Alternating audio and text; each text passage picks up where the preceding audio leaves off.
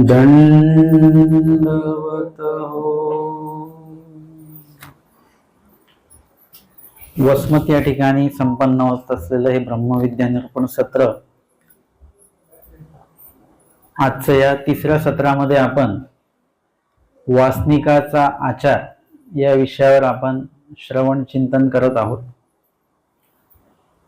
वासनिकांच्या आचारामध्ये आज आपण अस्थिपरी या प्रकरणातील पहिलं जे सूत्र आहे आणि त्यातला जो पहिलं जे पद सांगितलेलं आहे त्यावर आपण आज श्रवण करणार आहोत.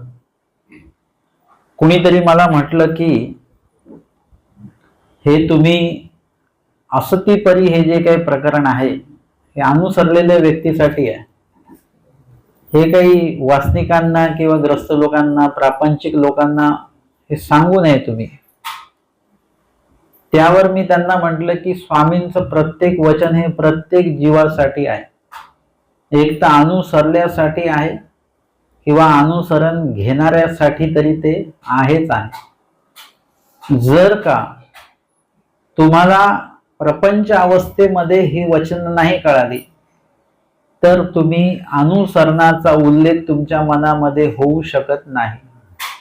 अनुसरणाचा उल्लेख तुमच्या मनामध्ये, अंतःकरणामध्ये होण्यासाठी तुम्हाला या वचनांची प्राथमिक माहिती तरी असणं तेवढंच गरजेचं आहे. जसं आपण जर का म्हटलं की जीव, देवता, प्रपंच आणि परमेश्वर, मानव पंथाचं तत्वज्ञान सांगत असताना सुरुवातीला ही माहिती सांगितल्या जाते. मानव पंथाचं तत्वज्ञान म्हणजे परमेश्वराचीच माहिती आणि परमेश्वराचं ज्ञान हे मानव तत्वज्ञान आहे. पण ते सांगत असताना कुठेतरी जीव, देवता आणि प्रपंच यांची सुद्धा माहिती त्या क्रमामध्ये ती देणं हे क्रमप्राप्त आहे.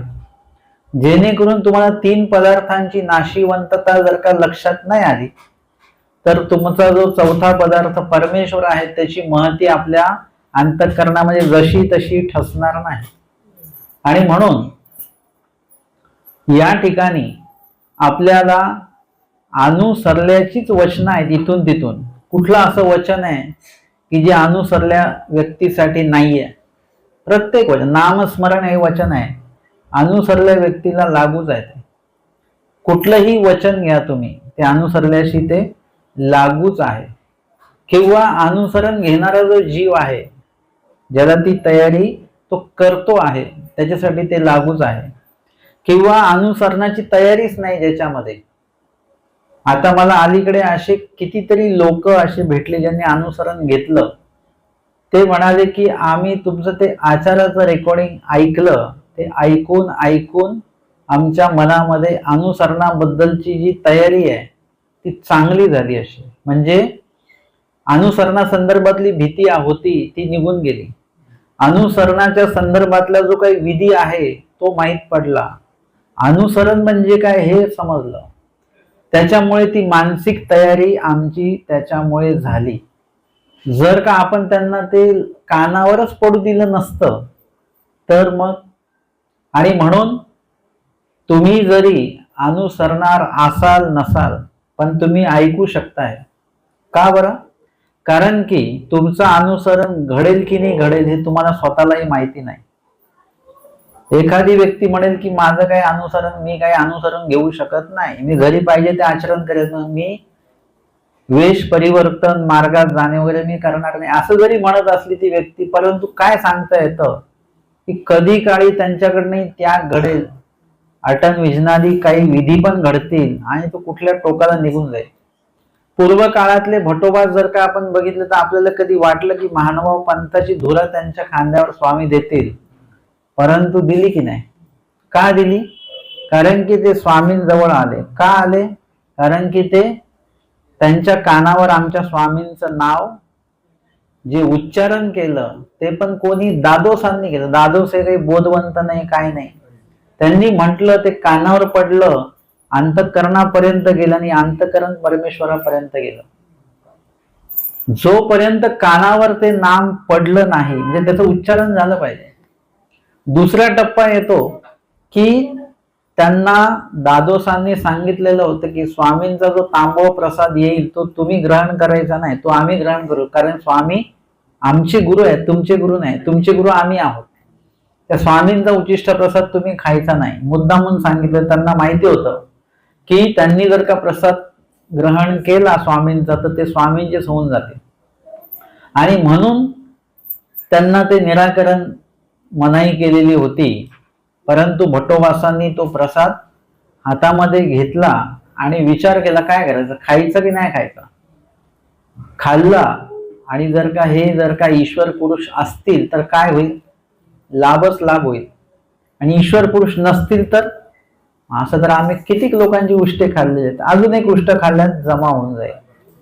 जर का त्यांनी तो प्रसादाला स्पर्शच नसता केला, तो जर का ग्रहण नसता केला, तर त्यांना जो आनंद झाला तो झाला नसता कदाचित. म्हणजे काही काही माध्यम असतात, ज्या गोष्टी जेव्हाच्या तेव्हा होणारच असतात, पण त्या गोष्टी होण्यासाठी काहीतरी माध्यम असतं, आणि त्या माध्यमाच्या अनुरूप ती पुढची प्रक्रिया होत असते.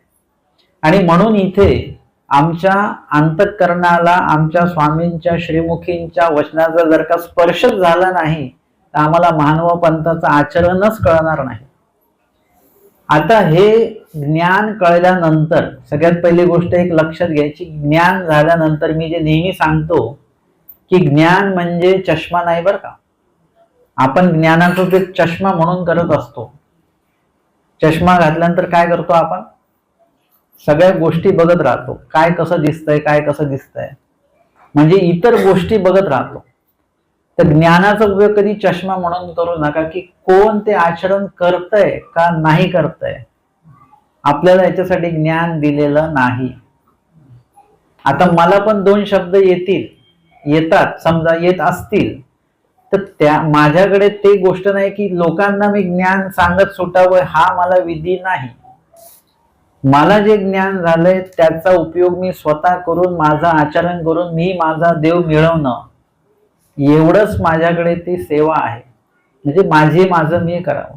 त्या प्रवासात जर का कोणी दोन प्रश्न विचारले तर त्याचे उत्तर त्यावेळी देणं, कारण की अर्थाप्रती बोलावे हे वचन सांगितलं, म्हणून कोणी विचारत असेल तर त्याचं निराकरण केलं पाहिजे. वांचून मी ज्ञान वाटत फिरू नये, त्याचं व्यवसायही तर अजिबातच करू नये. मग इथे असा हा आपला महानुभाव पंथ आहे की ज्याला जे कळालं त्याने ते घेऊन मोक्षाकडे जावं. आचार्य भटोबास म्हणतात की ज्यांना आचारापुरतं ज्ञान काढा आणि तुमचं तुम्ही आचरणाला जाऊची लागा, जा तुम्ही तुमचं. त्यामध्ये ज्ञान झाल्यानंतर असं होतं की आपण सगळे एकमेकांकडे बघतो.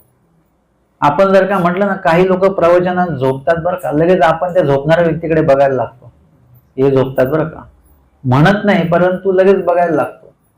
एखादा व्यक्ती तामस आपण म्हटलं, खूप चिडचिड करतात, आपण लगेच तामस व्यक्तीकडे बघायला लागतो.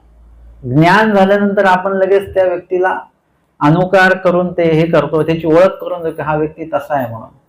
ज्ञान याला म्हणत नाही. ज्ञान म्हणजे ज्ञानाचा उपयोग करताना तुम्ही त्याला आरसा म्हणून उपयोग करा. तुमच्या हातात जर का आरसा आला तर तुम्ही काय करता, कोणाचे चेहरे बघता त्याच्यात, स्वतःचाच. चष्मा आणि आरशात हा फरक आहे. चष्मा लावला की आपण लोकांना बघत सुटतो, पण आरसा जर का हातात आला की आपण फक्त स्वतःलाच बघतो की मी कसा दिसतो त्याच्यामध्ये. ज्ञानाचा उपयोग आरसा म्हणून करा, त्याच्यामध्ये मी कसा आहे हे प्रतिबिंब बघा. तुम्हाला तुमचे दोष दिसायला लागतात.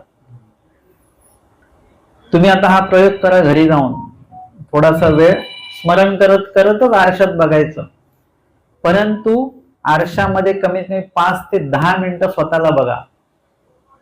तुम्हाला स्वतःलाच तुमच्या चेहऱ्यामध्ये दोष दिसायला लागतील आपोआप. इतके दिवस दिसत नाही, आपला चेहरा आपल्याला सुंदरच दिसतो, पण त्याला वेळ द्या आणि वेळ देऊन बघा. मग तुम्हाला काय होतं, जसं जसं तुम्ही जेवढा वेळ तुमच्या चेहऱ्याला बघाल तेवढा वेळ तुम्हाला तुमच्या चेहऱ्याचं ज्ञान होतं आणि तुम्हाला तुमच्या चेहऱ्यातले कमीपणा जो आहे तो दिसायला लागतो. ज्ञानाचा उपयोग असाच आहे की ज्ञान झाल्यानंतर आपल्यातल्या ज्या न्यूनता आहेत, आमच्या स्वामींनी भटोबासांना दोषांचं ज्ञान सांगितलं, दोष जीव कसा आहे, सर्व दोषांचे आळे वगैरे वगैरे काय काय सांगितलं. आता हे सर्व सांगत असताना भटोबासांचे डोळे इकडे तिकडे जात नव्हते की इकडे ह्यांना बघ त्यांना बघ, नाही. जसं जसं एक दोष सांगत होते स्वामी, भटोबा स्वतःलाच बघत होते, अरे हा दोष माझ्याकडे आहे, हा पण आहे, हा पण आहे, हा पण आहे. मग निरूपण संपल्यानंतर लक्षात आहे सगळेच दोष माझ्याकडेच आहे, आणि हे सगळे दोष असतील तर देव होणार नाही असं स्वामींनी म्हटलं. आणि हे सगळे दोष दुसऱ्या तिसऱ्याकडे शोधण्यापेक्षा माझ्याकडेच आहेत, म्हणजे मलाही देव होणार निश्चित झालं. आणि म्हणून रडायला लागले. आमच्या स्वामींनी काय केलं, म्हटलं रडू नका, याने खडकी सी कपाळ घ्या पालदरी वै, तो परमेश्वर जो होणार आहे तो कसा होणार, तो जेणे परी व्हावा तो तेणेची परी होईल. म्हणजे दोषवंत सगळेच आहेत, फक्त मी नाहीये किंवा तुम्ही नाही. मी तुमचे दोष सांगत बसायचे, तेवढे दोष माझ्याकडे, त्याच्यापेक्षा जास्त दोष माझ्याकडे आहेत. एकमेकांचे दोष काढून काहीच होणार नाही. आपण पुढे कशाने जाणार आहोत, एकमेकांचे गुण बघितल्याने पुढे जाणार आहोत आपण. आणि म्हणून हे ज्ञान जे आहे, हे ज्ञान दुसऱ्यांचे गुण बघण्यासाठी आहे आणि आपल्यातला दोष बघण्यासाठी म्हणून आहे. नाथोबासांविषयी कुठेतरी हृदय शून्य म्हणणारे स्वामी, नाथोबा कसे आहेत, हृदय शून्य असं म्हणणारे स्वामी. आणि मंडळीक येथेचा अवयव, याचा काही निरोध असतो. हा गुण सुद्धा स्वामी सांगायला विसरलेले नाहीत. स्वामींनी नुसते दोष नाही बघितले, अर्थात ते हृदय शून्य होते हा त्यांचा दोष आहे का गुण आहे याचा विवेचन निर्वच आपण करू नये. ते परमेश्वर जाणवत आणि ते जाणवत. आम्हाला तेच आहे की त्यांच्या बाबतीमध्ये स्वामींनी जे काही प्रशंसनीय उद्गार काढले नाथोबासांविषयी ते अप्रतिम आहेत.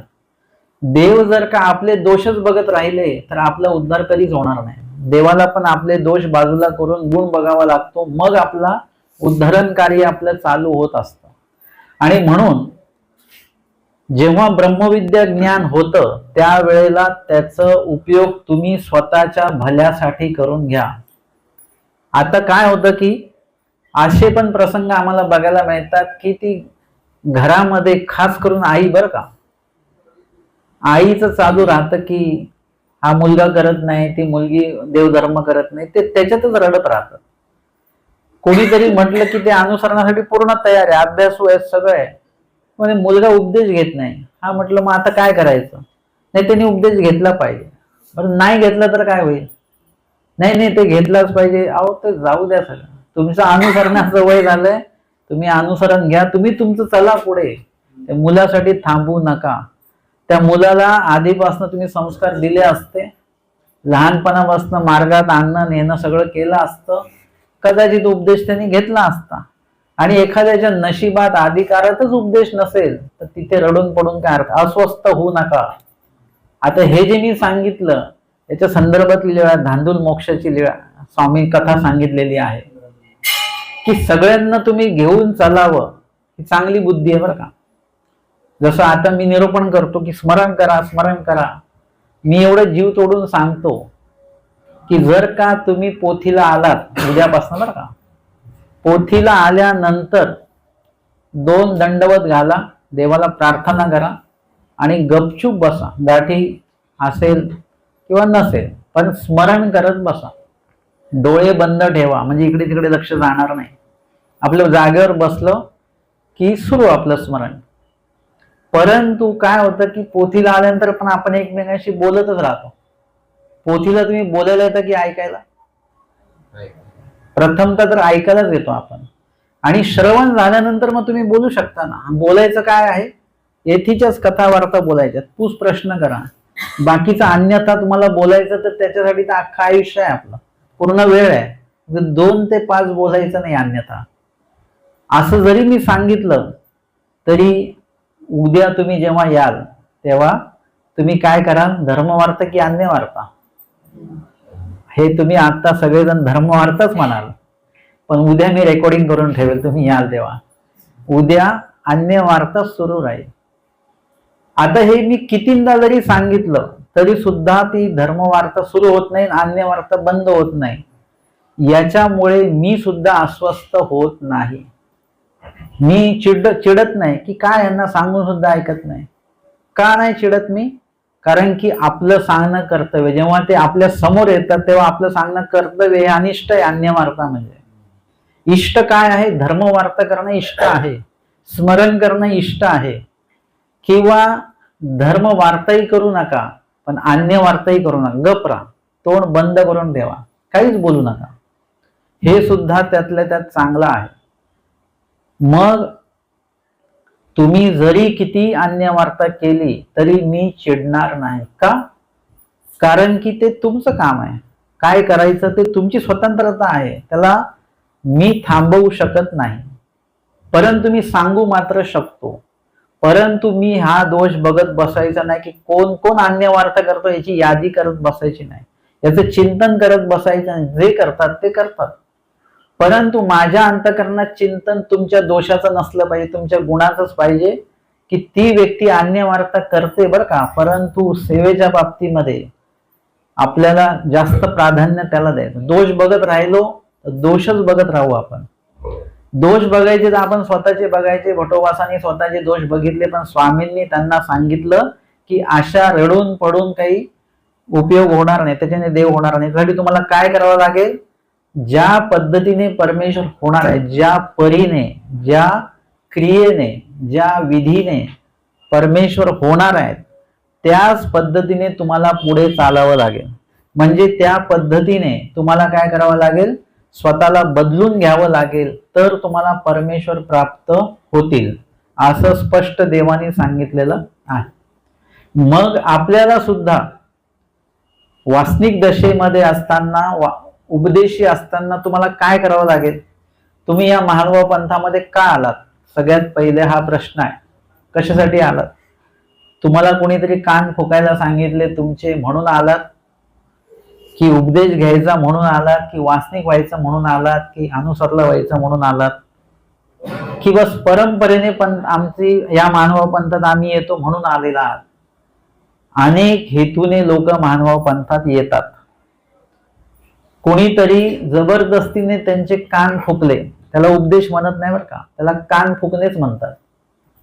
त्यांना फक्त कानात हवा फुकली एवढंच फक्त लक्षात राहतं, बाकी नाम बिम त्या लोकांच्या लक्षात राहत नाही. ज्यांनी उपदेश घेतला, नाम धारण केलं, त्यांना नाम हे लक्षात राहतं. आणि नामाचं जे कार्य आहे आणि जे नामधारक जे आहेत परमेश्वर, ज्यांनी त्या नामाचं धारण केलेलं आहे, त्या परमेश्वराचं जे कार्य आहे ते ज्ञान आहे, हे ज्यांच्या लक्षात राहून ते त्या कार्याला उतरतात त्यांना वासनिक असं म्हणतात. ते नामधारक वासनिक आणि उपदेशी, आणि शेवटचा टप्पा वासनिक आहे, त्याच्या पुढचा टप्पा भिक्षुक आहे, अनुसरलेला आहे, वगैरे वगैरे. म्हणजे पुढे पुढे आपण जात राहू. मग या ठिकाणी आपण नामधारक झालेलो आहोत, नाम स्मरण आपण करत आहोत. त्यामध्ये आपलं ज्ञानस्तर जोपर्यंत वाढत नाही, जसं वासनिकाने आपला विषय वासनिकांचा आचार, आचार म्हणजे कुणी सांगितलेला? जीवाने की देवाने? देवाने. हे लक्षात घ्या बरं का, तुम्हीच उत्तर देऊन राहिलेले आहात. तुम्ही जे पण काय करता ते तुम्हाला देवाने सांगितलेलं असलं पाहिजे. देवाने जे सांगितलेलं आहे ते तुमच्या कृत्यामध्ये असलं पाहिजे. मी प्रत्येक ठिकाणी एक गोष्ट सांगत असतो की तुम्ही वर्षभरात जेवढे काही कार्य करता देवाचं म्हणून, त्या सर्वांची एक यादी करा आणि त्या प्रत्येक विधीला एक वचन शोधून दाखवायचं. तुम्ही स्मरणाला वचन आहे का? नाम स्मरणाला वचन आहे की नाही? आहे की नाही? वचन आहे, लीळा आहे, दृष्टांत आहे, भरपूर काय. विशेष वंदन करण्याला लीळा आहे का? काही वचन आहे का? आहे, बरोबर. स्थान वंदन करण्याला वचन आहे, प्रसाद वंदन करण्याला वचन आहे, सेवा दास्याला वचन आहे. 1.25 लाख फुलं वाहण्याला नाही. अजून खूपशा गोष्टी आहेत. आता बोललं तर काही लोक आक्षेप घेतील माझ्यावर, म्हणजे तुम्ही नाही, दुसरे लोक.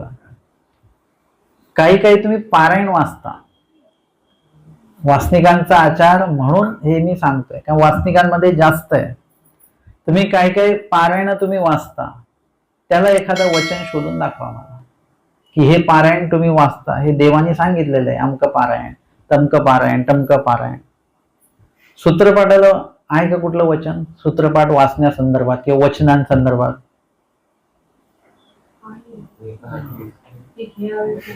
हा, घ्यावे घोकावे.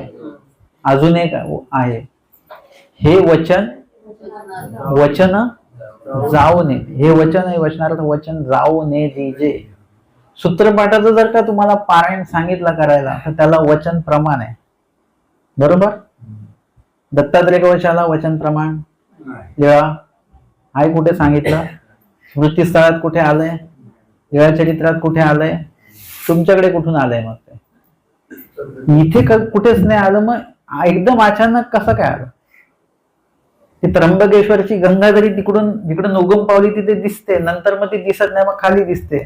उगम पावली तिथे ते दिसते की नाही? इथे तर उगम पावल्याचा कुठे पाठपुरावाच नाहीये. काय ते आलं कुठून सगळं? ठीक आहे, ते आल्याचं काही आम्हाला काही त्याच्याबद्दल काही तक्रार नाही आहे, परंतु त्या आल्यामुळे आमच्या स्वामींनी जे दिलं ते गेलं कुठे? परत स्वामींनी जे विधी विहित केले तुम्हाला, आम्हाला सगळं वचनात आलेलं ते कुठे गेलं? संकट आल्यानंतर तुम्ही का बाकीच्या गोष्टी वाचत बसता? तुम्ही नामाचे 10 अध्याय कधी वाचले नाही का?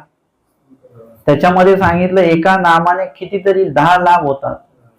मग ते कुठे गेलं? आमच्या स्वामींच्या श्रीमुखीचे वाक्य, आम्ही आमच्या स्वामींच्याच पंथात आलो तर आम्हाला तेच विधी दिसून नाही राहिले, आम्हाला दुसरे अन्यथा विधी मिळतात आहे. आणि ते विधी इतके पक्के झालेले आहेत की आता वचनानुरूप जरी प्रमाण दिलं तरी लोक ऐकायला तयार नाहीत.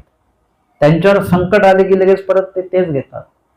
तेच लोक लिळेमध्ये सांगतात की गंगे बुडता साधा तारे. कुठलं स्तोत्र म्हटलं होतं तेव्हा? साधाई सानी. कुठलं स्तोत्र म्हटलेलं? नाम घेतलं होतं. आमच्या भटोबासांचं पोट दुखलं किंवा कुठलं स्तोत्र म्हटलं त्यांनी? सेवा केली. अशी कितीतरी लीळा आहेत की ज्याच्यामध्ये ते संकट आलं तेव्हा त्यांनी नाम घेतलं. अशा तुम्ही नामाचे 10 अध्याय जर का वाचले ना तर त्याच्यामध्ये त्याची प्रमाणं दिलेली आहेत. कुठल्या कुठल्या वेळेला काय काय झालं त्यावेळी त्यांना ते नाम आठवलं म्हणून त्यांचं ते संकट निवारण झालेलं आहे. कुठल्याच लीळेमध्ये, कुठल्याच वचनामध्ये किंवा कुठेच असं प्रमाण नाहीये की अमकं पारायण केल्यामुळे त्यांचं दुःख नष्ट झालं. मी एक पारायणचं पुस्तक वाचलं, त्याच्यामध्ये लिहिलेलं आहे की आमकी ही द्रौपदी तिने नाम घेतलं आणि तिला साह्य झालं. मग पांडव संकटात आले, त्यांनी नाम घेतलं आणि त्यांना साह्य झालं. मग साधाईचा गंगे बुडता तिने नाम घेतलं आणि तिला साह्य झालं. या सगळ्यामध्ये काय सांगतायत? ते नाम घेतल्यामुळे त्यांना साह्य झालं. त्या ग्रंथाच्या शेवटी सांगतात तुम्ही सुद्धा रोज या ग्रंथाचं पारायण करा, तुम्हाला पण साह्य होईल. आता जर का त्यांना नाम स्मरणामुळे फायदा झाला तर आपल्याला पण कशाने होईल? आपण त्याचा शेवट काय पाहिजे होता? तुम्ही सुद्धा काय करा, रोज नामस्मरण करा, तुम्हाला सुद्धा लाभ होईल. पण त्याचा शेवट वेगळा आहे. ते म्हणतात की तुम्ही सुद्धा रोज याचं पारायण करा. ते ताळमेळ जमलंच नाही ना काही. तो म्हणून आपण सुद्धा सगळे लिळ्यांचे प्रमाण आहेत, स्वामींच्या श्रीमुखीचं वचनाचं प्रमाण आहे. वासनिक वर्ग झाले किंवा अनुसरले झाले किंवा भक्त झाले, हे सगळ्यांसाठी एक विधी प्रामुख्याने आहे, तो म्हणजे नामस्मरण. हे देखील तैसे आठवीजे. सन्निधानी बघितलं किंवा असन्निधानी तुम्ही लिळ्यांच्या माध्यमातून देवाला जाणलं, तुम्ही तसं देवाला आठवलं पाहिजे. आणि येथोनी म्हणितले खिजे. अनुसरण म्हणजे काही वेगळं काही नाही हो. अनुसरण म्हणजे तुम्ही देवाने सांगितलेलं तंतोतंत ऐकणं, जसंच्या तसं ऐकणं आणि तसंच्या तसं पाळण्याचा प्रयत्न करणं. जसंच्या तसं तुम्ही ऐकू शकता, पण जसंच्या तसं तुम्ही पाळू नाही शकत 100%. 100% ऐकू तर शकतो ना आपण, अभ्यास पूर्ण 100% करू शकतो आपण, पण पेपरमध्ये आपण 100% लिहू नाही शकत, पण ऐकायला बंदी नाही आहे. तसं तुम्ही 100% करण्याचा प्रयत्न मात्र करा. नाही 100% झालं तरी प्रयत्न मात्र करा.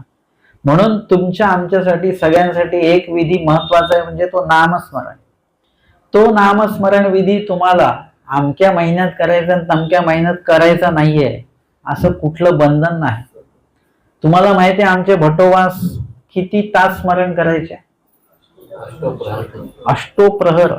एक प्रहर म्हणजे 3 तासाचा, अष्टोप्रहर म्हणजे किती झाले? 24 तास. 24 तास कसं काय स्मरण करू शकतं कोणी? परंतु देवाने सांगितले 24 अष्टोप्रहर स्मरण जो करणारा व्यक्ती तो उत्तम सांगितलेला आहे. आणि ते स्मरण आचार्य भट्टोबास करत होते. तशा प्रकारचे स्मरण बाईसांचं पण होतं. इकित खानगरती बाईचे लगेच सेवेमध्ये झोपतात की नाही झोपतात, कारण की भक्ताला तर ते स्वभाव वगैरे सगळं ते उच्छेदून गेलेले त्यांचे. उपलक्षणे तुमच्या आमच्या सर्वांसाठी भट्टोबासांसाठी पण तोच विधी आहे, नामस्मरण. दुसरा विधीच नाहीये. आमच्या आचार्य जे पूर्वज आहेत त्यांनी जर का कुठलं पारायण नाही केलं इतर गोष्टींचं तर आपल्याला सुद्धा करायची गरज नाही. सूत्रपाठाचं पारायण का करावं? कारण की सूत्रपाठाचं वाचन करायला किंवा त्याचं चिंतन ठेवायला आमच्या देवानेच ते वचन सांगितले. ते वचन आपण मगाशी श्रवण केलेच. परंतु सूत्रपाठाचं पारायण करण्याचं एक अजून लाभ आहे. आपण जरी आचरण करत नसू तरी ते वचन वाचताना आपल्याला त्याची जाणीव होते बरं का. एखादी महिला वर्ग असतात ना, ते दिवाळीच्या वेळेला जे साफसफाई करतात सगळे डबे काढतात, तेव्हा त्यांना कळतं हे पण आहे बरं का, हे कडधान्य आहे, ही भाजी आहे, ही डाळ पण आहे आपल्याकडे, अरे हे तर आपल्याला माहितीच नाही. असे तुम्हीच ठेवलेले आहेत पण तुमच्या लक्षात नाही. पण जेव्हा ते तुम्ही काढता मग ते नुसतं दिवाळीला नसतं. काही स्वच्छता जास्त पाळणाऱ्या महिला कमीत कमी वर्षातनं 2दा-3दा उपक्रम करतात आणि पूर्ण पडताळणी घेतात किचनची, काय काय आहे काय काय नाहीये. तसं वचनांचं पारायण करताना तुम्हाला जी वचनं माहितीच आहेत पण त्याचा विसर पडलेला आहे, ती वचन वाचताना परत ते लक्षात येतं बरं का.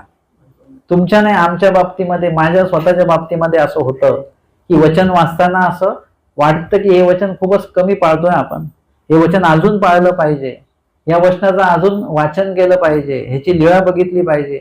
असं वचन वाचताना सतत असं ते जाणीव होत राहते. मग ते वाचन झाल्यानंतर मग संध्याकाळी म्हणा किंवा कधीतरी परत ते वचन लक्षात राहिलेलं आहे, मग त्याचं लीळा काढा, ती वाचा वगैरे वगैरे. मला थोडस एखादं संदेह असेल तर मी काय करतो, त्या संदेहा संदर्भातली लीळा, वचन, दृष्टांत हे सगळे मी पडताळून बघतो. कशातनं काय काय येतं, त्यामध्ये काय काय सांगितलेलं आहे. म्हणजे खूप परिपूर्ण असं ते संदेहाचं उत्तर आपल्याला परिपूर्ण मिळतं. म्हणून आपण काय केलं पाहिजे, त्या दृष्टीने प्रवास केला पाहिजे. तुम्ही जरी उपदेशी आहात तर तुम्हाला जोपर्यंत वचन माहिती पडत नाही तोपर्यंत महानुभाव पंथ तुम्हाला कळला नाही. तुम्ही असं समजायचं नाही की आम्ही 20-25 वर्षापासून पिढ्यानपिढ्यापासून उपदेशी आहोत. आमचा अनुभव असा आहे की पिढ्यानपिढ्याचे जे उपदेशी आहेत ते एक क्रमाने त्यांचा पंथ चालू, त्यांना पंथाविषयी एवढं काही गांभीर्य नाहीये. आणि जे नवीन उपदेशी झालेले आहेत ते लोक या पंथामध्ये एकदम गांभीर्याने समोर आलेले आहेत. त्यांनी ते जाणीवपूर्वक या पंथाचा स्वीकार केला, अभ्यासही करतायत आणि खूप चांगल्या प्रकारे त्यांचा अनुभव आम्हाला बघायला मिळतो. आणि म्हणून या ठिकाणी आपल्याला सर्वप्रथम तुम्ही उपदेशी आहात तर तुमचं नामस्मरण सलग पाहिजे, वचन पारायण रोजचं पाहिजे तुमच्याकडे, की महानुभाव वासनिकाने उपदेशाने रोज 9 प्रकरण. आता तुम्ही सरसकट पारायण करा. मी काही वेळेला 9 प्रकरणातले काहीच गोष्टी वाचा असं सांगत असतो, पण तुर्तास तरी 9 प्रकरण पाठ होईपर्यंत आजच्या दिवशी 3 वेळेला 9 प्रकरण वाचा. सकाळी 9 प्रकरण वाचा, दुपारी 9 प्रकरण वाचा, संध्याकाळी 9 प्रकरण वाचा. उद्या आचार पूर्ण वाचा 3 टाइम, सकाळी पण दुपारी पण संध्याकाळी पण. परवा आचार माळिका 3 टाइम, नंतर विचार 3 टाइम, विचार माळिका 3 टाइम. असं तुम्ही वाचा. 5व्या दिवशी परत 9 प्रकरण. असं पारायण तुम्ही सतत करत राहिले तर वचन म्हणण्याचा एक सराव होतो, वचन कळतात, वचन पाठांतर होतात. दुसरा टप्पा, वचनांचे अर्थ माहिती असले पाहिजेत तुम्हाला. तुमच्या घरात जर का एखादी भाजी आणली तर ती कशी बनवायची ते पण तुम्हाला माहिती असलं पाहिजे. आणली माहितीच नाही कशी बनवायची, काय करणार तुम्ही? तसं वचन आलं तर त्याचा अर्थ माहिती आपल्याला असला पाहिजे.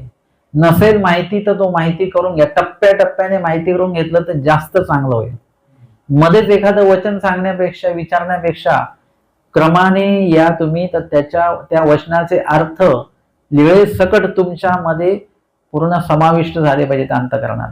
हा दुसरा तिसरा टप्पा झाला. सोबतच वचन कुठल्या लिळेतलं आहे, कधी सांगितलं, कोणाला सांगितलं, कुठे सांगितलं, हा संदर्भ पण आपल्याला माहिती असला पाहिजे. तुम्ही जेव्हा फोटो बघता तेव्हा नुसतेच फोटो बघता का? मी लगेच म्हणता हा इथे अंगणात काढलाय बरं का, हा मंदिराच्या इथे काढलेला आहे, हे जुने बाबांसोबतचा फोटो आहे, विश्लेषण करता तुम्ही. तसं हे वचन हे भटोबासांना सांगितलंय, महादाईसांना सांगितलं, अशा पद्धतीने तुमचा मानव अभ्यास जो आहे तत्वज्ञाने पुढे पुढे आलं पाहिजे. आपण एका विशिष्ट याच्यामध्ये अडकलेलो आहोत, त्या विधीतनं थोडस बाहेर या आणि महानुभाव पंथाचं ज्ञान स्तर आपल्या अंतःकरणात वाढवा. तोपर्यंत महानुभाव पंथ काय आणि स्वामींनी तुम्हाला आम्हाला काय करायला सांगितलं हे आम्हाला समजणार नाही.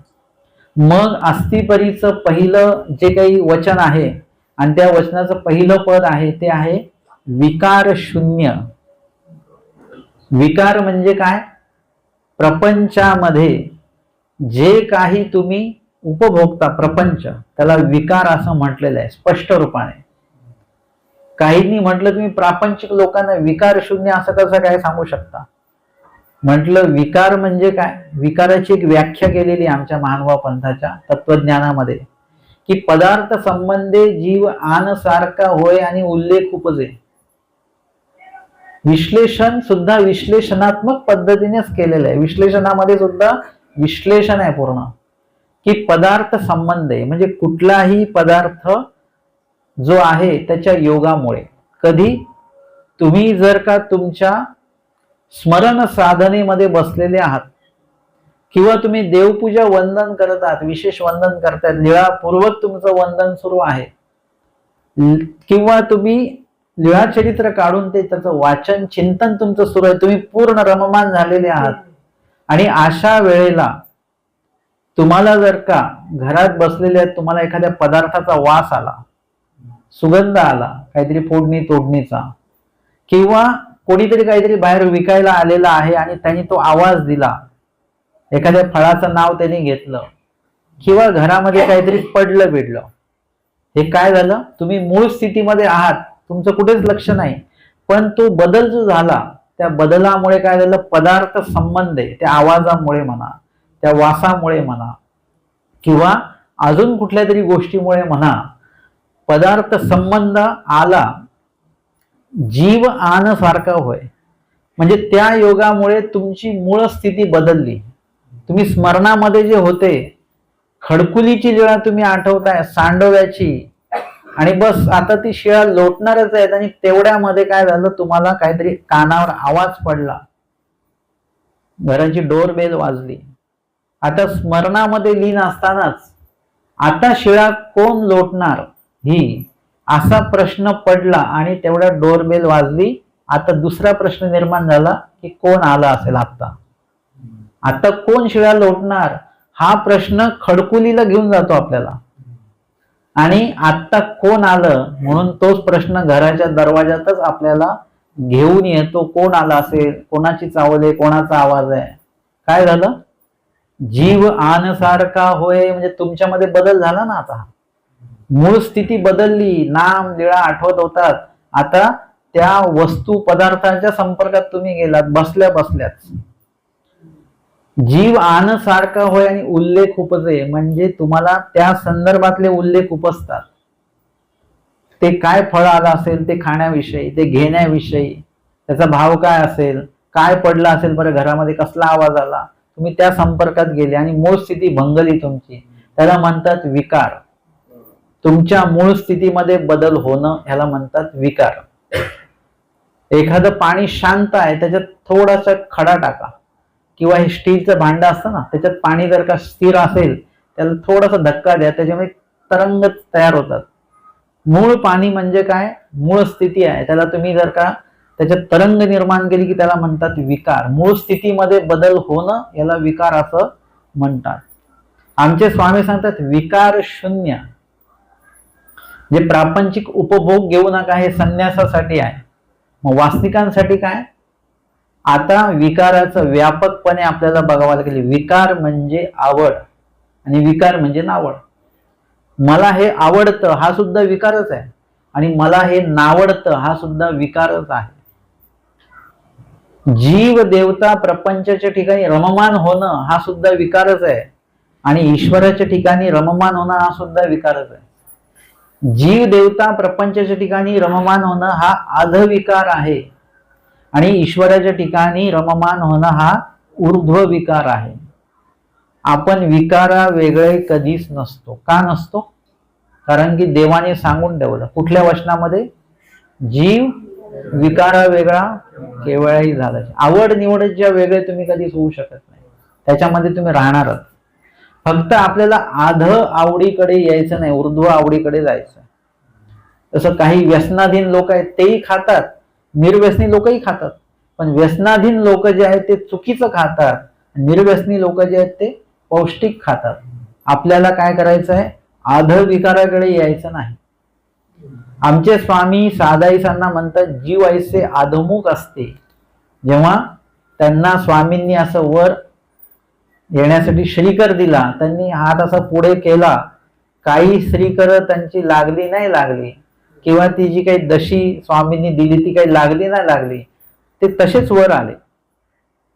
आणि त्यांना आश्चर्य झालं की देवा तुमचं श्रीकर हा म्हणजे काही हे पण नाही, मी कसं काय वर आले? स्वामींचा जीव ऐसे अधोमुख आहेत म्हणजे सगळे असे अधोमुख आहेत म्हणजे खाली आहेत. एखादा एका ऐसी वरोती वास पाहिल आणि परमेश्वर वरून पाहतायत त्या जीवांना की कोण वर बघताय का? जेव्हा तुम्ही तिसऱ्या चौथ्या माळ्याला आहेत आणि तुमच्याकडे कोणी आलेले ते खाली उभे आहेत, तर तुम्ही बघत असता की तुम्ही आवाज देता त्यांना, तुमचा आवाज त्यांच्यापर्यंत पोहोचत नाही, तर तुम्ही वाट बघता ते कधी वर बघतील. त्यांनी वर बघितलं की लगेच तुम्ही त्यांना हाताने इशारा करता, या वरती या, हे घर आहे.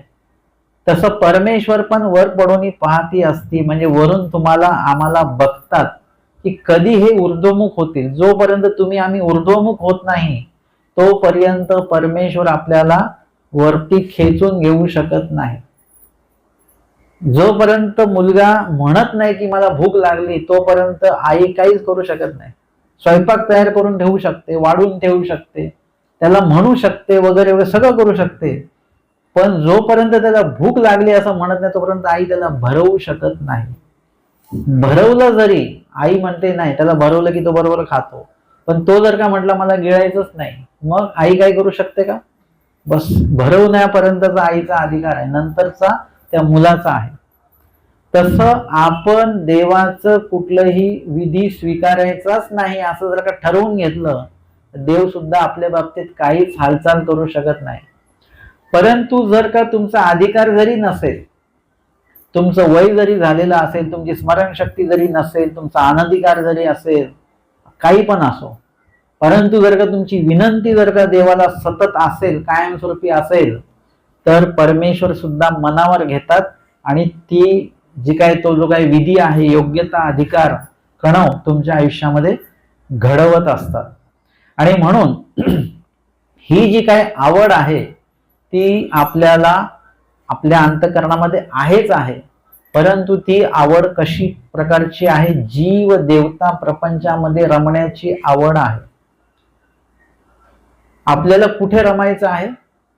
जसे आचार्य भटोबास हे प्रपंचामध्येच रमलेले होते, परंतु जशा भेटी वाढत गेल्या तसतसं ऊर्ध्व विकार त्यांचा वाढत गेला आणि नंतर बोध झाला, बोधाची भेट झाली आणि अनुसरणाच्या भेटीसाठी जेव्हा ते परत आईकडे सगळं साहित्य देऊन आलेले आहेत, तेव्हा त्यांच्यातला ऊर्ध्व विकार इतका वाढलेला आहे की आता जीव देवता आणि प्रपंच यांना त्यांनी काय केलेली आहे? सोड चिठ्ठी दिलेली आहे. आईकडे जे गाठोडं त्यांनी दिलं त्या गाठोड्यामध्ये सगळा तो अधविकार होता, तो आईकडे देऊन टाकला आणि जसं फिरले तसं ऊर्ध्व विकाराने त्यांचं अंतःकरण भरून गेलं. स्वामींचे देऊन थांबले आणि स्वामींशी जो संवाद झाला, धर्मसंवाद, त्याच्यामध्ये स्वामींच्या अपेक्षेनुरूप त्यांनी बरोबर परमेश्वराच्या सन्निधानालाच प्राधान्य दिलं, तिथेच राहिले, घराचा त्याग केला, अधविकाराचा त्याग केला, ऊर्ध्व विकाराकडे ते आलेले आहेत. म्हणजे विकार हा आपल्याला जोडलेलाच आहे. परंतु त्यामध्ये ज्या ज्या काय आपल्या आवडी आहेत, विविध आवडी असतात आपल्या. कुणाला काय खायची आवड असते, कुणाला वेगवेगळ्या कपड्यांची आवड असते, दागिन्यांची आवड असते, काही लोकांना चपलेंची आवड असते. चपलेंमध्ये सुद्धा त्यांचं एक वेगवेगळ्या प्रकारच्या चपला घेणं, चष्मे घेणं. किती तुम्ही जर का तुमच्या आयुष्यामध्ये तुम्ही पूर्ण यादी केली तर तुमच्या अंतःकरणाची आवडी किती किती पदार्थांच्या ठिकाणी आहे, कितीतरी. कोणी म्हटलं की ते आमकं जर का खायचं त्याच्यावर लिंबू पिळून पाहिजे, त्याच्यावर तो आमका मसाला टाकला पाहिजे, त्याच्यावर काळं मीठ टाकलं पाहिजे. हे काय आहे, हे सगळे आवडी आहेत, छोट्या मोठ्या बारीक सारीक. मोठ्या मोठ्याच नाही, इतक्या बारीक सारीक आवडी आहेत की खूपच. त्याच्यातनं आपण बाहेर पडणं खूप कठीण आहे. त्यामध्ये सर्व गुंतलेलो आहे. प्रपंचाचा त्याग का नाही होत, तुम्ही कधी विचार केला का? सगळं कळालं तरी सुद्धा त्याग का नाही होत? कारण की कुठेतरी ते आपण अडकलेलो आहोत, कुठली तरी बारीक. जसं ती वेल असते ना, वेल असते तर तिचं ते तंतू असतात, ती बरोबर त्या झाडाला काय करत असते, असे वेटोळे घालून तिथे पक्क आपलं हे करून घेते. ती असं ती जशी जशी वाढेल, तुम्ही जेव्हा ती वेल ओढता तेव्हा त्याच्यामध्ये ते अडकलेलं असतं. त्यातला एखादा जो तंतू जर का चांगला मजबूत असेल तर ते पटकन निघणारच नाही ते, कारण त्यांनी त्याला पक्क धरून ठेवलेलं आहे. आपल्या आवडी जर का वरवर असतील तर पटकन त्याचा त्याग होऊ शकतो, परंतु त्या भितरांत जर का जडलेले असतील तर त्याचा त्याग होणं खूप कठीण आहे.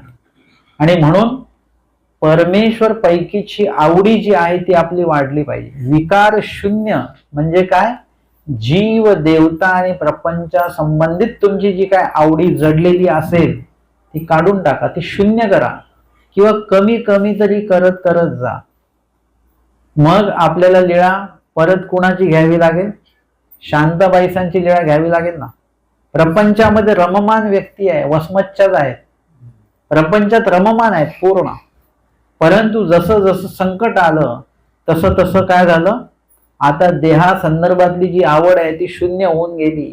प्रपंचा संदर्भातली आवड, जगण्या संदर्भातली आवड शून्य होऊन गेलेली. आता स्वतःला संपवायचं हा एक भाव निर्माण झाला. हा काय आहे? मला जगायचं आहे हा सुद्धा विकार आहे, आणि मला मरायचं आहे हा सुद्धा विकारच आहे. मला जगायला आवडतंय हा विकारच आहे, आता मला जगायला आवडत नाही हा सुद्धा विकारच विकार आहे. म्हणजे त्या ठिकाणी तो पूर्णपणे त्यांचं आयुष्य आपण बघून घेतो. जगले हे पण पाहिलं आणि मृत्यूचा विचार केला हे पण बघितलं. परंतु ज्या वेळेला आमच्या स्वामींच्या सन्निधानी गेले, कालच्या सत्रामध्ये ती लीळा आपण घेतली, आमच्या स्वामींच्या सन्निधानी गेले, आवड निर्माण झाली. मुलीच्या संदर्भात, दोन्ही मुलींच्या संदर्भात जी आवड आहे ती शून्य शून्य होत गेली. दुःख होतं मुलाच्या संदर्भातलं, तिथे सांगितलं ते दुःख निर्पोनी काढलं, म्हणजे ते दुःख सुद्धा निघून गेलं. त्या बाबतीत दुःख करणं हा सुद्धा विकारच आहे. आणि ते सगळं निघून गेल्यानंतर त्या ठिकाणी आमच्या देवाबद्दलची आवडी त्यांच्यामध्ये निर्माण झाली. आणि जेव्हा त्यांची मुलगी स्वामींनी निरोप जो पाठवतात की तुला देवाने जे आवडेल ते घ्यायला सांगितलं, खायला सांगितलं, तेव्हा त्या म्हणतात की मग श्री चक्रधरा वांचोनी आता काहीच रुचत नाही. हा झाला ऊर्ध्व विकार. एक जगण्याची आवड, जगण्याची नावड हा एक अधविकारामध्ये पूर्ण आयुष्य त्यांचं जात असताना कुठेतरी शेवटी त्यांना परमेश्वर पैकीची आवड निर्माण झाली. आणि मग आता काहीच नको, मुलगी नको, हे नको, ते नको, काहीच नाही पाहिजे. मुलाची आठवण परत कधीच निघाली नाही. सरळ परमेश्वर पैकीची आवडी निर्माण झाली. ऊर्ध्व विकाराला पोहोचले पूर्ण शांताबाईसा. आणि हा झाला ऊर्ध्व विकार. हा ऊर्ध्व विकार निर्माण झाल्यानंतरच तुम्ही देवाचं जसं तसं कार्य करू शकता. तुम्ही नवीन कपडे घालून, आपण आता मार्गात वगैरे कुठेही कार्यक्रम असेल, पोथीचा कार्यक्रम असेल, आपण नवीन कपडेच घालून जातो आणि तिथे नेमकी सेवा उपलब्ध होते. आपण करतो का सेवा? नाही, कारण कपडे खराब होते म्हणून त्या सेवेपासून आपण लांब राहतो. भाजी वाढत नाही, भाजी वाढण्यास सर्वात जास्त रिस्क असते बरं का. वाढताना तेलकट काय उडालं तर कपडे खराब होऊन जातील. आपलं अंतकरण शुद्ध नाही झालं तरी चालेल, पण कपडे मात्र अशुद्ध नाही झाले पाहिजे. आपलं इथं लक्ष असतं आपलं. म्हणून अस्थिपरीचा जो गुढा आहे त्याच्यामध्ये नवे वस्त्र का नेसू नये याचं विश्लेषण केलेलं आहे. खूप सुंदर विश्लेषण केलंय त्यांनी. मग अशा वेळेला जर का तुमचं कपड्यामध्ये आवड असेल, तो अधविकार आहे. ऊर्ध्वविकार पासून तुम्ही लांबच राहाल. परंतु जर का तुम्हाला सेवेची आवड जर का निर्माण झाली ना, मग कपड्याचं तुम्हाला काहीच बंधन राहणार नाही. तुम्ही म्हणाल की कपडे खराब झाले तर झाले, काही हरकत नाही. परंतु अंतकरण मात्र शुद्ध झालं पाहिजे. म्हणजे अधविकार असेल तर काय असते आपली परिस्थिती, ऊर्ध्वविकार असेल तर आपली परिस्थिती काय असते, हे आपण आजच्या या तिसऱ्या सत्रामध्ये थोडक्यात ह्याच्यामध्ये माहिती बघितलेली आहे. विकाराची अजूनही भरपूर माहिती आहे. आपण उद्याच्या सत्रामध्ये हा विषय आणि पुढचा विषय श्रवण आणि चिंतन करणार आहोत. दंडवत हो.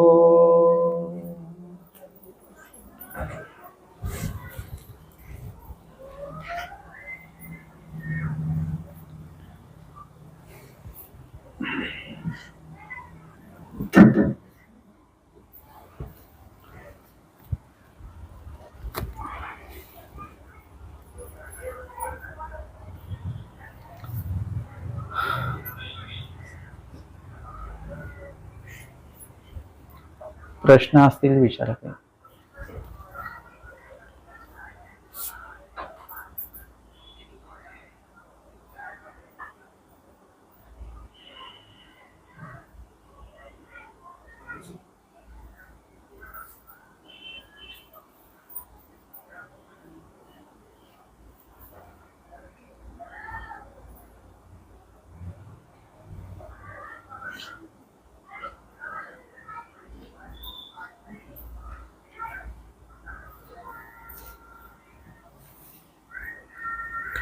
कुणाचा प्रश्न आलेला आहे की पंथाविषयी जास्त माहिती नाहीये. सुनंदाताई चौधरी आहेत कोणी.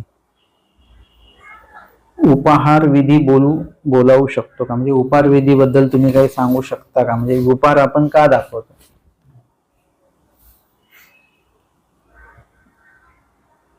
उपहार का दाखवलं गेलं पाहिजे बरं पंथामध्ये. आपण उपहार दाखवतो ना सगळे. उपहार का दाखवायचा असतो.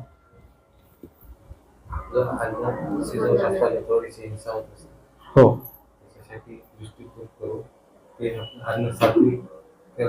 बरोबर. जे आपण म्हणजे सर्वसामान्य लोकांचा भाव का असतो की देवाला खाऊ घालणं. काही लोकांना म्हटलं ना की दुपारी या तुम्ही, मग ते आमच्या देवाला उपार नाही राहत, आमचे देव उपाशीच राहते असं म्हणतात बरं लोक. उपार हा जो विधी आहे हा देवाला खाऊ घालण्याचा विधी नाहीये.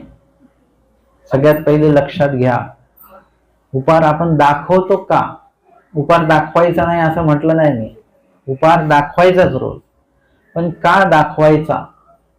तुम्ही जर का लीळाचरित्र तुम्ही वाचत असाल तर त्याच्यामध्ये येतं की दृष्टपूत करीती. त्याला काय शब्द म्हणायचा. अलीकडे मी हे सांगत असतो की उपहार म्हणण्यापेक्षा दृष्टपूत करणं. जेवण जे आहे दृष्टपूत करा, म्हणजे लीळाचरित्रातला तो शब्द आहे. त्याच्यामुळे तो थोडासा ती लीळेमध्ये आपण जाऊ शकतो. म्हणून तो शब्द म्हणा. आणि शब्द जसा म्हणतो आपण तसंच त्याचा अर्थ सुद्धा आहे. म्हणजे दृष्ट म्हणजे दृष्टीपूत म्हणजे कृपा दृष्टी ने पूत म्हणजे पवित्र करणे. हा ना. जो पदार्थ आहे तो जोपर्यंत दृष्टपूत होत नाही, कृपा दृष्टीने अवलोकन होत नाही, तोपर्यंत तो पवित्र होत नाही. जसं आता यांनी उत्तर दिलं की तो पदार्थ कसा असतो, दोषयुक्त असतो. कसा दोषयुक्त असतो. तुम्ही आता नोकरी व्यवसाय करून द्रव्य कमावता.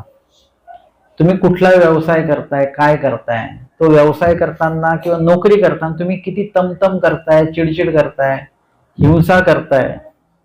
त्यानंतर तुम्हाला ज्यांच्याकडनं पैसे येतात तो तुम्हाला पैसे कसे देतो. माझा एक चिंतन असं आहे की तुमचे हक्काचे जरी पैसे असले एखाद्याकडनं येणे, तरी तो तुम्हाला पैसे देताना कधी सात्विक आनंदाने देत नाही. मालक जो असतो ना कंपनीचा, तो त्या दिवशी ज्या दिवशी पगार होणार आहे, लोकांना द्यायचा आहे, त्या दिवशी तो जास्त टेन्शन मध्ये असतो. कोणी सात्विक पद्धतीने देत नाही. तुम्ही आता उपहारासाठी पदार्थ आणायला गेलात, आता तुम्ही जे पदार्थ विकत घेतले ते सुद्धा तुम्ही सात्विक भावाने ते घेतल्या जात नाही. त्याच्याशी तुम्ही बोलता, हुज्जत घालता, चिडचिड करता, मग तो पैसे ठरतात आणि तेही सुद्धा तुम्ही नाराजीने देता. म्हणजे पदार्थ घेता, देता, पैसे कमवता, हे सगळं दोष निर्मिती होत राहते. तुम्ही पदार्थ कुठून विकत घेतला, राजस तामस हिंसक ठिकाण असेल, त्याच्यानंतर तो आणताना तुम्ही राजस तामस हिंसक ठिकाणात तो आणला. फोडणी देताना नुसतीच राई जिऱ्याची फोडणी नसते बरं का, त्याच्यात रज तम हिंसा सगळ्याची फोडणी त्याच्यात बसते. आणि बनवताना तुम्ही शांत असता का? मुलांवर चीड, त्याच्यामध्ये परत कोणाची जर का आपल्याशी वाईट वागलेल्या व्यक्तीची आठवण आली तर त्याच्याबद्दल परत वाईट विचार करा, वैर चिंता त्याचे, राजस तामस विचार करा, हिंसक विचार करा. असे सगळे विचार आपले सुरू असताना ते जेवण बनवतो आपण. ते जेवण कसं आहे? चांगल्या तुपातलं आहे, चांगल्या तेलातलं आहे, शुद्ध जेवण आहे, परंतु ते पवित्र जेवण नाही. तुम्ही आम्ही आता सगळे फिल्टरचं पाणी पिणारे लोक आहोत की नाही? ते पाणी शुद्ध असतं, परंतु ते पवित्र नसतं बरं का. पाणी शुद्ध लाख असेल ते, परंतु ते पवित्र मात्र नसतं. आपण जे खातो पितो ते शुद्धही असलं पाहिजे आणि पवित्रही असलं पाहिजे. शुद्ध तर तुम्ही फिल्टरने केलं, पवित्र कसं करणार? पवित्र करण्याचं फिल्टर आपल्याकडे दुकानात मिळत नाही, कुठेच नाही मिळत ते. त्याच्यासाठी तुम्हाला विनंती करावी लागते आणि त्या विनंतीला उपहार हा शब्द आहे, किंवा दुसरा शब्द काय म्हटलं आपण? दृष्टीपूत करणे. मग तुम्ही जे 24 तास जे पण खाता पिता, जे पण, त्याचा उपहार दाखवूनच ते ग्रहण केलं पाहिजे. दृष्टपूत करून ते ग्रहण केलं पाहिजे. सोपा शब्द घेऊ आपण, दृष्टपूत करून. आता समजा मी आता प्रवचन करता करता मी पाणी पितोय, तर त्याची पण मी देवाला विनंती करतो. तुम्हाला जाणवते का? मी 2दा-3दा पाणी पिलं, चहा घेतला, ते मी माझ्या मनातल्या मनात ते करतो. ते लोकांना प्रदर्शित करायचं नाही, दाखवायचं नाही, कोणाच्या उपलक्षातही नाही आलं पाहिजे. हे देवात आणि तुमच्यात तो करार आहे. प्रार्थना करा, बोला देवाला, म्हणा मी जे आता पाणी ग्रहण करतो आहे ते कृपा दृष्टीने आपण नाही तर दृष्टपूत करून हे जे काही उदक आहे, पाणी आहे, ते आपण पवित्र करून आपला उचिष्ट प्रसाद मला द्यावा, अशी प्रार्थना करून ते घ्यावं. तुम्ही कोणाकडे गेले, तुम्हाला चहा दिला, त्याचं सुद्धा दृष्टपूत करायचं.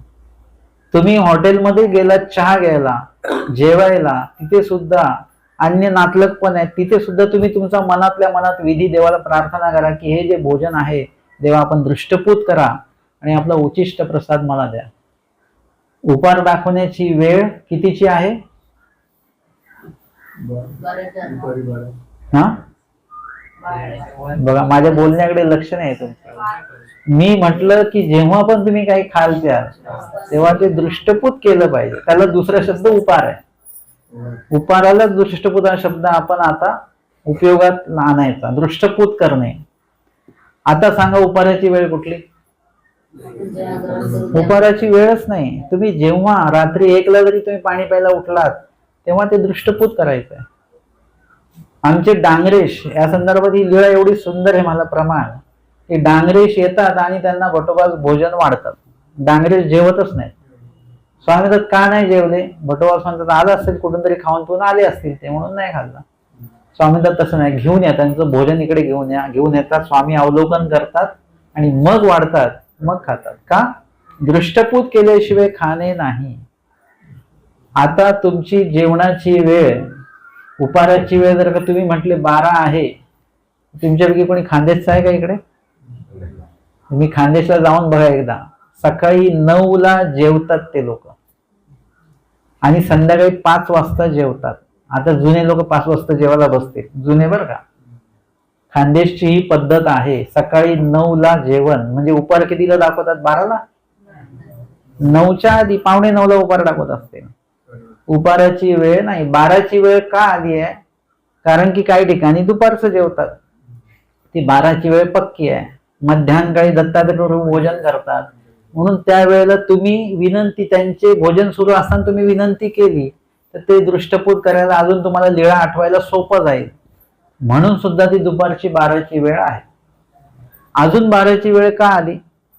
जर का तुमच्याकडे काही कार्यक्रम आहे आणि त्या कार्यक्रमाला मी उपस्थित आहे आणि मला नांदेडहून 1 वाजताची गाडी, 2 वाजताची गाडी आहे नांदेडहून, म्हणजे आता मी तुम्हाला काय बघेल मी की तुमचा ताळमेळ असा आहे की तुमचा उपार किती वाजता होईल? 1 ते 1:30 वाजता होणार आहे. विदर्भातले कार्यक्रम बघितले तुम्ही? विदर्भात 1 वाजता धर्मसभा सुरू होते आणि 3-3:30 पर्यंत चालते. 3:30 वाजता 75 उपार होतो आणि मग जेवतात लोक. कार्यक्रमाला तिथे जेवून जातात लोक बरं का. माझं एकदा व्याख्यान होतं नागपूरला, मी गेलो, ज्यांच्याकडे मुक्कामी होतो ते मला म्हणाले, बाबा जेवून घ्या, आपल्याला कार्यक्रमाला जायचं आहे. म्हटलं जेवून कशाला घ्या, इथे जेवा परत तिथेही जेवा, तिथे जाऊन जेवू ना आपण. ते म्हटले नाही, इथे सगळे कार्यक्रमाला जेवूनच येतात. कार्यक्रम 10 वाजताचा वेळ आहे परंतु चालू होतो 1 वाजता. मग 3:30 पर्यंत झालं. बरं मी जेवून गेलो होतो. मग आता जर का मला कळलं की तुमचा उपार 1:30 वाजता होणार आहे आणि मला तर इथून 1 वाजता हालायचं आहे, मग आता मी तुम्हाला काय म्हणणार की उपार किती? तुम्ही म्हटलं बाबा 1-1:30 वाजेपर्यंत होईल. 1-1:30 नाही, 12ला उपार झालाच पाहिजे. तुम्ही म्हणणार की नाही बाबा, म्हणजे 12ला नाही, 12ची वेळ टळू देऊ नका. तिथे मध्याह्न काळ आहे, दत्तात्रय प्रभू तिथे येतात आणि तुम्ही 1:30ला उपार दाखवणार, उपाराची वेळ जाणार वगैरे वगैरे.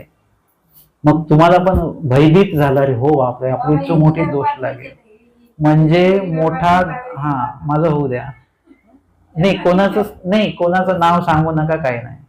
हे सर्वसामान्य सगळ्या लोकांसाठी आहे. सगळ्यांनी बदलून घ्यायचं आहे की तुम्हाला पटलं तर घ्या, नाही पटलं तर तुमचं चालू ठेवा बरं का. मी अलीकडे सांगायला सुरुवात केलेली आहे, माझं काही हे नसतं, लादत नाही मी कुठली गोष्ट. तुम्हाला पटलं तर घ्या, नाही तर तुमचं 12 चालू ठेवा तुम्ही, परंतु दृष्टीपूत करून केल्याशिवाय खाऊ नका. एवढी आट मात्र पाळा. तुमच्या वेळेचं काही बंधन नाही. मग अशा वेळेला मी तुम्हाला ती भीती दाखवली की 12ला म्हणजे 12लाच उपार झाला पाहिजे आणि तुमच्या डोक्यात ते पक्क बसलं, तेव्हापासून तुम्ही 12ला उपार दाखवता. मग म्हणजे याच्यामध्ये आपल्याला बदल करून घेता आला पाहिजे. आमच्याकडे कोणीतरी असं पंगत देणार होते, मग त्यांना म्हटलं शनिवारी करा, शनिवारी सुट्टी असते सगळ्यांना. ते म्हणे नाही, शनिवारी नाही, शनिवारी कुठलंही काही करायचं नसतं, शुभ कार्य. म्हटलं का? नाही, ते चांगलं नसतं म्हणे. आता हे कुठून आलं असेल बरं?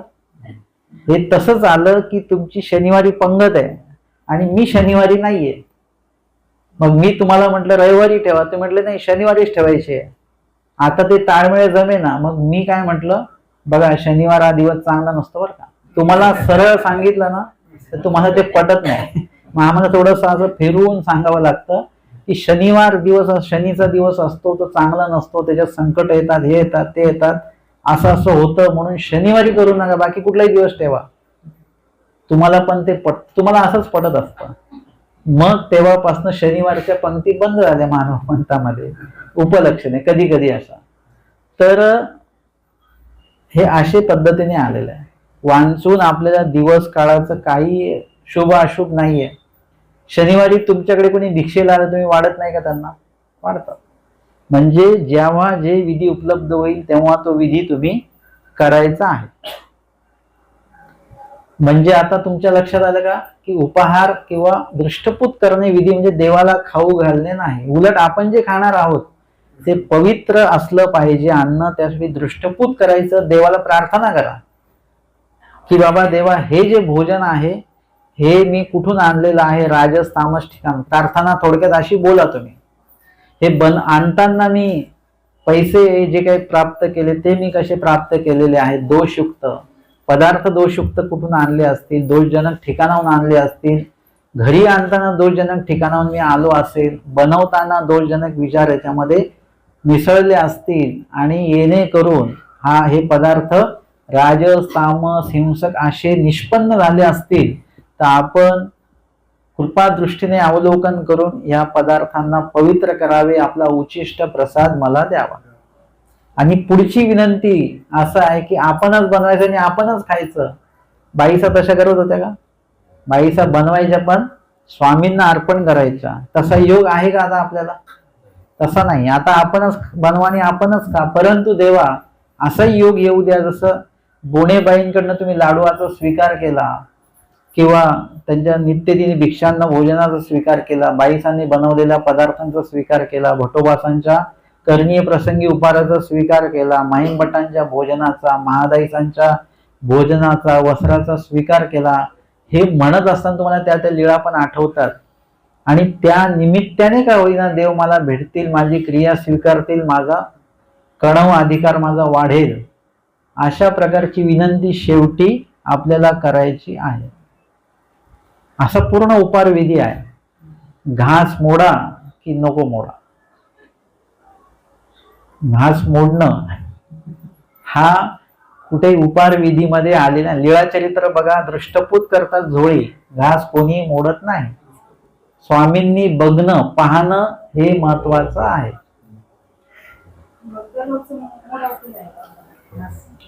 घास मोडणे हा कसं, म्हणजे किती घास मोडतो आपण? 5 घास मोडतो. 5 अवतारांचे 5 घास मोडले तुम्ही. आता त्याचं मी गणित केलं, मी प्रत्येक क्रियेचं निरीक्षण करतो. पहिला घास मोडला कुणाचा? पहिल्या अवताराचा. चपाती मोडली, भाजीमध्ये बुडवली, अशी दाखवली आणि ठेवली. दुसरा घास मोडला, खिरीमध्ये बुडवलं आणि दाखवलं दत्तात्रय प्रभूंना. आता कृष्ण महाराजांना खीर नाही आणि दत्तात्रय प्रभूंना भाजी नाही. झालं ना असं? कमीत कमी 5 पदार्थ असतील तर 25 घास तरी मोडले पाहिजे ना तुम्ही. पहिले 5 घास कृष्ण महाराजांचे, दुसरे 5 घास दत्तात्रय महाराजांचे. आणि त्या कृष्ण महाराज एवढूसच खातात, एकच घास. म्हणजे तुमचं म्हणणं असं आहे की एवढं एकच घास खा, बाकीचे घास माझे आहेत, तुम्ही एवढंच घ्या. मुळात म्हणजे तुमच्याकडे कोणी पाहुणे आले, काय आले, अधिकरण आले, आपण असे घास मोडून देतो का त्यांना? तुम्हाला कोणी असे घास मोडून दिले तुम्ही खाल का? तुम्ही कधी निरीक्षण करा. तुम्ही फक्त उपारा, म्हणजे सगळे जणांना बोलतोय मी, तुम्ही पंचावतार उपारावर सगळे उपस्थित असतात, पण तुम्ही निरीक्षण नाही करत की पंचावताराच्या ताटातले सगळे पदार्थ घेतले जातात पण घास मोडलेले कोणी घेत नाही. घास मोडणे जर का विधी आहे तर ते घास मोडलेले पदार्थ का नाही घेत लोक? का नसतील घेत? की किळस वाटते. असं कोणी तुम्हाला जर का पाण्यामध्ये बोट बुडून पाणी दिलं तर तुम्हाला किळस नाही का वाटत? कोणी त्या भाजीत हात बुडवून असे दिले असतील तर तुम्हाला किळस नाही का वाटत? वाटते की नाही? तुमच्याकडे पाहुणे आले, तुम्ही कप बशी भरून चहा दिला आणि तो जर का चहाचा उघड बशीमध्ये आला असेल तर महिला वर्ग काय करतात? तसंच देतात का? तुम्ही ते बाजूला करून चहा थोडा कमी करता, ते ओघळ पुसून टाकता, कप बशी धुवून टाकता. अधिकरणांचे ताटं बघितले का तुम्ही? मार्गात तुम्ही जा कधी, अधिकरणांना जे ताटं वाढतात, मीठ सुद्धा वाटीमध्ये वाढतात. इतकं स्वच्छ ताट असतं, म्हणजे तुम्हाला त्या ताटाला हात लावायला पण भीती वाटेल किंवा आपल्याकडनं काही भाजीबिजी सांडून जाईल. अधिकरणांना जर एवढं सुंदर ताट वाढून देतात तर चक्रवर्ती स्वामींना जे ताट देतो आपण ते कसं दिलं पाहिजे? असं तुम्ही द्या बरं तुमच्या घरी आलेल्या पाहुण्यांना असं ताट देऊनच बघा तुम्ही, ते जेवतील का? हे ताट जर का बाईसांच्या थ्रू देवाकडे जाणार असेल तर बाईसा तिकडेच रिजेक्ट करून टाकतील. बरवा बरवा पदार्थ वाढतात, सुकुमार अशी आरोगणा आहे, व्यवस्थित वाढणं आहे, बाईचं दुसरं कोणाला वाढू सुद्धा देत नाही. सांगा बरं, चक्रधर स्वामी तुमच्याकडे आलेच, निळवट्ट भांडारांकडे आले तसे, तर तुम्ही कसं वाढणार देवाला? कसं ताट वाढणार? असं घास मोडून मोडून? म्हणजे व्यवहारिक पण आपण विचार केला पाहिजे ना. लीळेचं प्रमाण आहे. परत लीळेमध्ये कुठेही घास मोडल्याचा उल्लेख नाही. असेल तर मला उद्या तुम्ही सांगा, मी 26 तारखेपर्यंत आहे. म्हणजे तसा उल्लेखच नाही. आणि व्यवहारामध्ये तुम्ही असे कोणालाही ताट घास मोडून देत नाही. सुंदर स्वच्छ ताट देता. तुम्हालाही कोणी असं दिलेलं आवडणार नाही. मग आपण देवाला ताट देतोय, देवाला उपहार, जरी तुम्ही म्हटले की देवाने खावं म्हणून आम्ही देतोय, परंपरा चालत आली नाही, परंपरा नाही चालत आली. जे लोक भिक्षा मागतात ते बघा बरं घास मोडतात का? नाही. ते उत्तर दिशेला झोळी दृष्टपूत करतात. बघा ही परंपरा कुठे आहे मग? आणि अनेक ठिकाणी घास मोडल्या जात नाही. हा, कोणी अनुकरण का केलं गेलं माहितीये का? कारण की कोणीतरी सांगितलं आणि आपण त्याची चौकशी नाही केली. आपण चौकशी केली पाहिजे होती की कसं उपार दाखवायचा, काय उपार. जसं त्या बाईंनी मला प्रश्न केला की मला पंथाची माहिती नाही पण मला उपाराचा विधी सांगा, अशी माहिती आपण काढलीच नाही. आता काही लोक म्हणतात की ते सागरना म्हणतात उपाराचे घास नाही म्हणायचे, असं चालतं का वगैरे. आपण विचारपूर्वक बघायचं. मी तुम्हाला लिळेतलं पण प्रमाण दिलं आणि व्यवहारातलं पण प्रमाण दिलेलं आहे. तुम्हाला जर का पटलं तर तुम्ही घास मोडू नका. आणि जर का कोणी तुम्हाला विचारलं की घास का नाही मोडायचे तर माझं नाव सांगायचं नाही. हा, तुम्ही तुमच्या जबाबदारीवर आहे. तुम्ही माझं नाव नाही सांगा. तुम्हाला पटलं म्हणून तुम्ही करत नाही ना ते. मग तुम्हाला त्यांनाही पटवून देता आलं पाहिजे की आम्ही घास का नाही मोडत. वैचारिक पातळीने सगळं करायचं. तुम्हाला पटलं नसेल तर तुम्ही तुमचे घास मोडण्याचा विधी चालू ठेवा. तर काय बंधन नाही त्याला. प्रमाण पण बघावं लागेल ना, 4 ठिकाणी आहे. बघावंच लागणार. आमचं महानुभाव पंथाचं तत्वज्ञानाचा अभ्यास सुरू होताना श्रुती स्मृती मार्गरूढी वृद्धाचार या प्रमाणात जर का ते नसेल तर ते करायचं नाही असं आहे. सुरुवात आहे. पण महानुभाव पंथाचा तत्वज्ञानाचा अभ्यासच कुणी मुळापासून करायला तयार नाही. कारण की तुम्हाला आम्ही लोकांनीच काय केलेलं आहे, हे वाचा, दत्तात्रय वाचा, संकट वज्रू संकट नाशक संकट हरण. गुरुवर यांनी असं सांगितलं एखादी गोष्ट आणि आपण त्यांना असं प्रमाण, बाबा हे प्रमाण कुठं आहे हे 4 पैकी असं विचारलं तर मग तो दोष आपल्याला लागत नाही का? अधिकाऱ्यांना नाही, दोष नाही लागत. कारण की जसं मी सांगतो ना, मी माझ्या प्रवचनात असं सांगतो, जर का मी पण तुम्हाला काही विधी करायला सांगितला तर त्याचं प्रमाण मला विचारा. जर का मी त्याचं प्रमाण देऊ शकलो नाही तर माझं पण ऐकायचं नाही. माझं पण तेव्हाच ऐकायचं जेव्हा मी श्रीमुखीचं, वचनाचं, लीळेचं, वचनाचं किंवा दृष्टांताचं किंवा स्मृतीचं काहीतरी प्रमाण मी तुम्हाला दिलं तरच माझं ऐकायचं, तर माझं ऐकायचं नाही. म्हणून माझ्या प्रत्येक बोलण्याला एक प्रमाण असतं. तर जेव्हा तुम्ही अभ्यासक असता आणि तुम्हाला आचरण पण करायचं ते पण यथार्थ करायचं आहे तर तुम्ही थोडा ते प्रश्न केला पाहिजे. फक्त प्रश्न करताना सौम्य भाषेमध्ये करायचा, जे त्यांनाही वाटलं नाही पाहिजे की बाबा ते ह्याला काही प्रमाण आहे का, काही म्हणजे घास मोडावा ह्याला काही प्रमाण आहे का. मग ते त्यांच्या पद्धतीने सांगतील. तुम्हाला जर का वाटलं तर अजून 4 ठिकाणी तुम्ही विचारा ते. परंतु योग्य जे आहे तोच विधी केला तर ते त्यातल्या त्यात चांगलं. अयोग्य विधी करून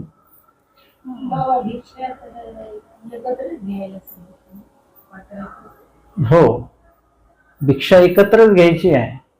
परंतु त्याच्यातही तारतम्य आहे. तुम्हाला जर का 2 भाकऱ्या आल्या आणि 2 भाकऱ्यांवर तुम्ही भाजी घेतली, तुम्ही 2 भाकऱ्या खाता का? नाही का. कधी काळी असं पण होऊ शकतं की तुम्ही रोजची पाऊण भाकरी खाताय आणि त्या दिवशी पाऊण भाकरीचा काला केला, त्याच्यावर भाजी घेतली, परंतु तुम्हाला पाऊण भाकरी जाईना. ती चतकोर भाकरी खाल्ल्यावरच पोट भरल्यासारखं वाटलं. उन्हाळ्याचे दिवस आहेत तर काय होईल, ते विटू शकतं वगैरे. मग त्यातल्या त्यात भिक्षा घेताना ते तारतम्य म्हणजे काही गोष्टी ज्या आहेत या जेव्हा तुम्ही करायला लागता तेव्हा त्याच्यामध्ये तुमच्या प्रकृतीच्या अनुरूप आणि त्या वेळेच्या अनुरूप तुम्हाला काही बदल करू शकता तुम्ही. भाजी वेगळी घ्या आणि भाकर वेगळी ठेवा. जेव्हा तुम्ही जेवायला बसाल तेव्हा तुम्ही एकत्र करून खा. परंतु जर का तुम्हाला वाटलं की आज थोडंसं भूक कमी वाटते तर ती अर्धी भाकरी तुम्ही थोडी बाजूला ठेवा, अंदाज बघा आणि मग पूर्ण भाकरी त्याच्यात मोडू नका, नाही ती भाकरी पूर्ण विटून जाईल. संध्याकाळी मग घास फुटका आपला असला पाणी पिण्यापुरता ठेवा. एरवी सगळं एकत्र करूनच खायला सांगितलेलं आहे. त्याच्यामध्ये वेळ कमी लागतो आणि आहाराच्या बाबतीमध्ये पण ते चांगलं आहे की जेवढं अन्न चांगलं भिजेल तेवढं ते पचायला सोपं जाईल, दातांचं काम कमी होऊन जातं. उपलब्ध. ठीक आहे. धन्यवाद.